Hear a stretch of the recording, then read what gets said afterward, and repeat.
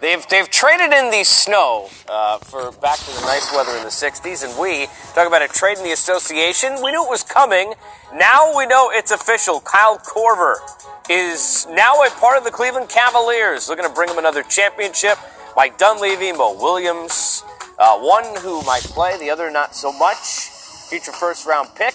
Going the elsewhere to Atlanta. Let's talk about the Cavaliers side first. Sam, when you look at Korver, what makes him the right kind of a fit for the Cavaliers here? Well, you're looking at a veteran player, Casey, who knows how to play, a career 40% three-point shooter, so he can shoot the basketball. And when he's on the court with Kyrie Irving and LeBron James, and you spot him up anywhere on that court, you got to account for him if you're the opposing team defense. So he gives them another opportunity to keep the floor spread and keep those penetration lanes open for LeBron and Kyrie. Yeah, it's a win-win on both sides. There's no question. I think, while Korver in Atlanta had to work a little bit harder for his offense, Sam, here in Cleveland, he's going to be primarily a wide-open standstill shooter, a catch-and-shoot guy, and he's just going to space the floor for those other guys. And don't forget about Kevin Love. He's going to be a recipient of 3 playmakers that he didn't have in Atlanta. I think it's a fantastic fit for the Cavaliers. You and I were here, Stu, last night. We're watching the game with Cleveland, and Love is spotting up for open threes. Imagine Korver in that scenario where he's going to be in that position. It's going to be interesting to watch. He's been a guy who's been efficient at the three-point line. Does this put them where they need to be, or still, you look at, LeBron would like to have a backup point guard.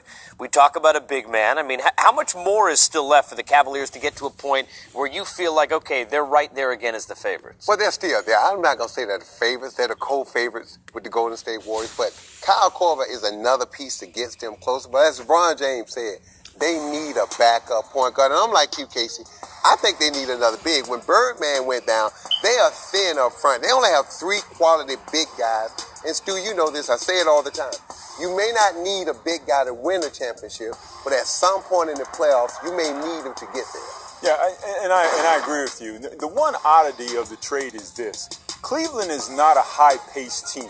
All right, this is not like acquiring a shooter if you're in Houston or some of these other clubs like Golden State. They're still a grinded-out team, basically, and they're looking to Korver to maybe make that key shot on a key possession. But I'm with you.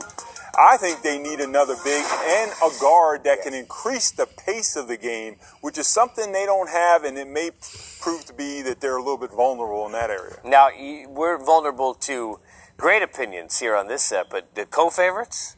What do you mean the co-favorites? Well, you can't say they're the co-favorites. Well, come on, dude. I mean, you're talking about Cleveland and Golden State. Cleveland beat them last year, even though Golden State has the best record right now. We all know once the playoff starts, you can get rid of the records, especially once you get past that first round. But if you had to pick between the two right now, you take Cleveland? Golden State. Oh! If I had to held my feet to the fire. I like that. But next week, it might be a different story. All right. But to Sam's point, I would pick Golden State as well. But if Cleveland acquires another big, I don't think Golden State can withstand over a series with the Cavaliers the physicality that the Cavaliers would bring if they're bigger up front. From a rebounding standpoint and a defensive standpoint, then I'd give the edge to Cleveland. Well, I'll tell you what, if you're heading out to Phillips anytime soon, the Hawks might start wearing name tags when they walk around without their jerseys. Look at the difference between the team that won 60 wins, guys, just a couple of years ago. You're talking about a team that wasn't winning a championship, Stu, at that point, but it is hard to win at that level in this league. How surprised are you they went from there to here as quickly as they have? Yeah, I'm extremely surprised. And to me, the downfall, and we can call it that now, being that they won 60 games, started in July 2015 when they elected not to resign DeMar Carroll. Right? And then if you progress a little bit further, fast forward to this past summer. What's good, guys? It's JuderzGaming here. This video is just on how Kyle Korver is being traded for the Cavs.